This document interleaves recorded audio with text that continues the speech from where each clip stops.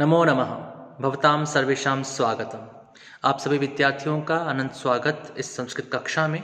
और आप आज इस वीडियो के माध्यम से बीए भाग प्रथम के पाठ्यक्रम में सम्मिलित स्वप्नवासवदत्तम के प्रथम अंक के अगले चरणों के बारे में पढ़ेंगे।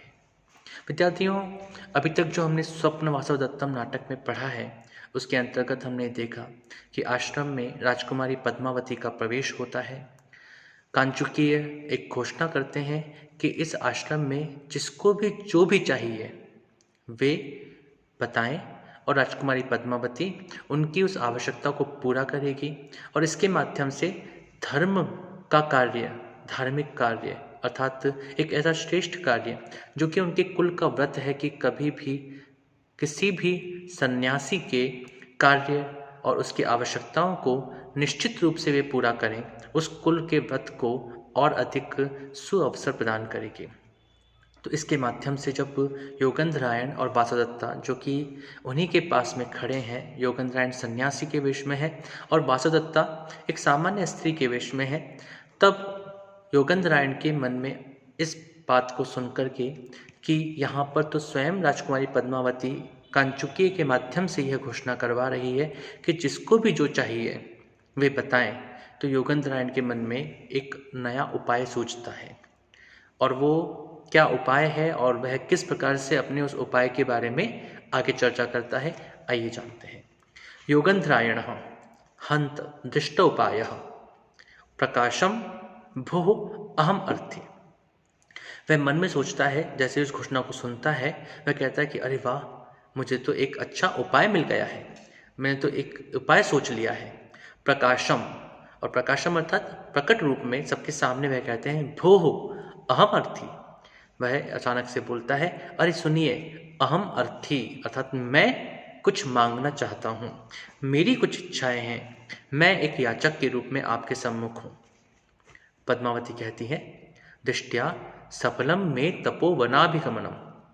वह कहती है, देखिए दृष्टया अर्थात भाग्य से सफलम में सफल हुआ है मैं मेरा तपोवनाभिगमनम, तपोवन की ओर आना अर्थात इस तपोवन में आना मेरा आज सफल हो गया है, क्योंकि यहाँ पर कोई याचक है, कोई मुझसे कुछ आवश्यक वस्तुओं को मांगने वाला है, किसी की इच्छा को मैं पूरा कर सकती हूँ और इसके माध्यम से मैं अनुग्रहित होंगी, क्योंकि यहाँ पर तो वैसे भी याचक बहुत मुश्किल से मिलते हैं, क्योंकि सामान्य रूप में सन्यासी जो है वो सब कुछ छोड़ चुके होते हैं।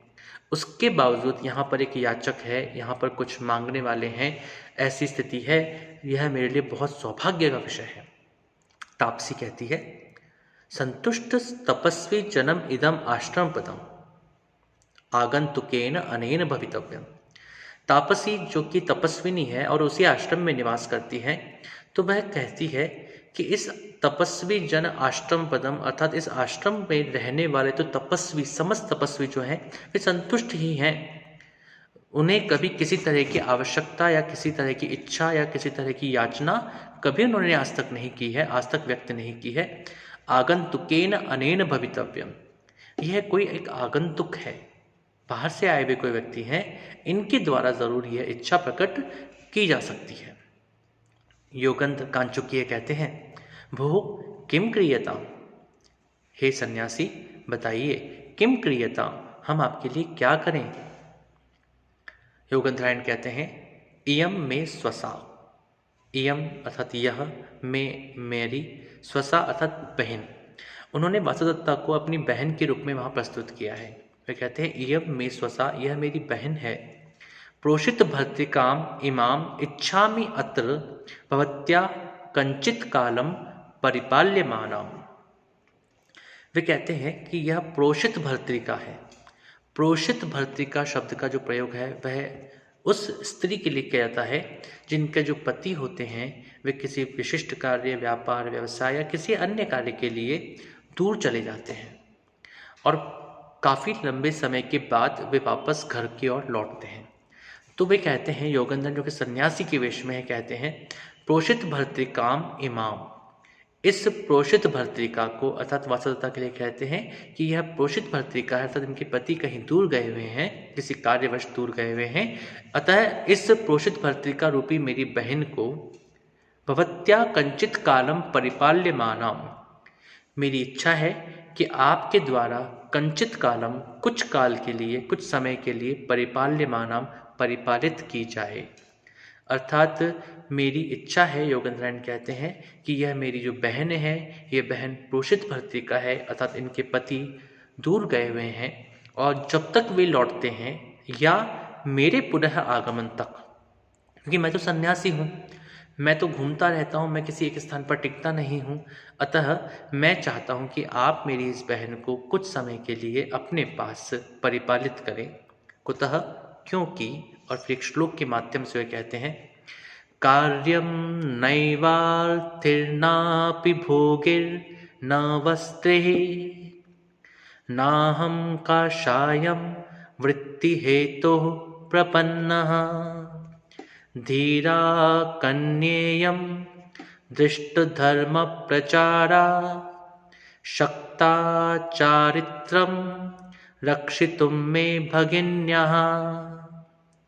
वे कहते हैं मम अर्थे कार्यम नैव, क्योंकि योगेंद्रायण जो है वो सन्यासी के वेश में है, उनकी अर्थ से कामना, किसी भी प्रकार की धन की इच्छा उनके मन में नहीं हो सकती है।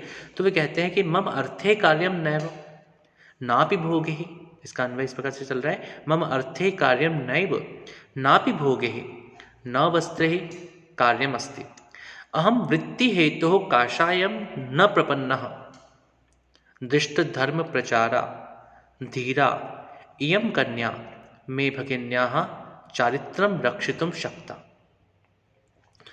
योगेंद्रायण ने कहा कि मम अर्थे कार्यम नैव, मम अर्थात मुझे या मेरा, अर्थे अर्थ के द्वारा, धन से, कार्यम कार्य, नैव नहीं है, मेरा अर्थ से कोई लेना देना नहीं है, मेरे धन की कोई कामना नहीं है। उसके बाद वो कहते हैं नापि भोगे, ना ही मेरी भोग के प्रति कोई कामना है। और उसके पश्चात वे फिर से कहते हैं अहम वृत्ति हेतु हो, अहम वृत्ति हेतु हो, अहम वृत्ति हेतु हो काषायम न प्रपन्न, और ना ही मैंने वृत्ति के लिए अर्थात आजीविका को कमाने के लिए, उदर पोषण के लिए इस काषाय वस्त्र को धारण किया है। मेरी काषाय वस्त्र अर्थात इस गेरुआ वस्त्र या सन्यासी वस्त्र को धारण करने के पीछे जो कारण है, वह कारण यह है कि मैं निश्चित रूप से यह चाहता हूँ कि मैं अपने जीवन को सन्यासी के रूप में जीऊँ और उस मोक्ष तत्व की प्राप्ति के लिए अग्रसर हूँ। तो मेरा इस काषाय वस्त्र को धारण करने का उद्देश्य किसी प्रकार से जीविकोपार्जन नहीं है। दिष्ट धर्म प्रचारा, आप यानी कि पद्मावती को संबोधित करते हुए वो कहते हैं कि ये जो कन्या है, यह जो राजकुमारी है, ये दृष्ट धर्म प्रचारा, ये धर्म का प्रचार करने वाली जान पड़ती हैं, धर्म के तत्व को जानने वाली जान पड़ती हैं। इनके माध्यम से, इनके शब्दों से यह स्पष्ट प्रतीत होता है कि ये एक धार्मिक स्त्री है। धीरा, यह धैर्यशालिनी भी है, धीर अर्थात गंभीर स्वभाव वाली भी है। इयम कन्या, यह कन्या, यह राजपुत्री पद्मावती में मेरी भगिन्याः बहन के चरित्र को रक्षितुम, रक्षा करने में शक्ता समर्थ है। मेरा पूर्ण विश्वास है कि यह जो राजकुमारी है, यह धीर स्वभाव वाली हैं, धर्म को जानने वाली हैं, अतः ये मेरी बहन के चरित्र की रक्षा करेंगी। अतः निश्चित रूप से मेरा यह मानना है कि यदि मैं आपके पास अपनी बहन को सौंपता हूँ तो उसके चरित्र की भी रक्षा होगी और उसके जीवन की भी रक्षा होगी। वासवदत्ता, जब योगेंद्रायण के मुख से ये बात निकलती तो वासवदत्ता अचानक से उनके मन में एक चिंता उत्पन्न होती है। वासवदत्ता मन में ही कहती है, प्रकट रूप में नहीं कहती, और कहती है इह माम निक्षेप्तु कामा आर्य योगेंद्रायणः भवतु अविचार्य क्रमम न करिष्यति। यह योगेंद्रायण मुझे इनके पास धरोहर के रूप में रखना चाहते हैं, कोई बात नहीं, अविचार्य क्रमम न करिष्यति। योगेंद्रायण पर पूर्ण विश्वास है माता दत्ता को, इसलिए कहते हैं कि ये योगेंद्रायण अविचार्य, बिना विचारे हुए किसी प्रकार का कार्य या किसी प्रकार की योजना नहीं बनाते हैं, नहीं करते हैं। अतः जो भी करेंगे सच ही करेंगे, उचित ही करेंगे। कांचुकीय कहते हैं भवती, हे देवी, महति खलु अस्य व्यपाश्रयणा, हे देवी यह कार्य दुष्कर है, यह कार्य आसान नहीं है। किसी की धरोहर की रक्षा करना बहुत मुश्किल काम होता है। कथम प्रतिजानीमः, हम कैसे इस बात को स्पष्ट करें या कैसे इस बात को स्वीकार करें, क्योंकि इस प्रतिज्ञा को स्वीकार करने से धरोहर की रक्षा करनी होगी और धरोहर की रक्षा करना आसान नहीं होता है। इसलिए राजकुमारी जो भी निर्णय करो सोच विचार कर करना। तो यहाँ पर कांचुकीय ने एक बात कही कि ये जो कार्य है जिसके लिए ये सन्यासी योगेंद्रायण कह रहे हैं वह कार्य दुष्कर कार्य है, धरोहर की रक्षा करना मुश्किल होता है। अतः सोच विचार करके ही इस कार्य को के लिए हाँ भरना या स्वीकार करना, क्योंकि यह प्रतिज्ञा होगी और इस प्रतिज्ञा के माध्यम से हमें निश्चित रूप से इनकी इस धरोहर को सकुशल चरित्र की रक्षा करते हुए और वो भी जीवित अवस्था के अंदर पूर्ण रूप से सम्यक प्रकार से लौटाना होगा। और किसी वस्तु को ग्रहण करना आसान होता है, लेकिन उस वस्तु को उसी रूप में कई सालों के बाद, कई महीनों के बाद, क्योंकि यहाँ पर कोई समय का भी निश्चित कथन नहीं है कि कितने समय के बाद फिर से वो उसको लेने के लिए आएंगे।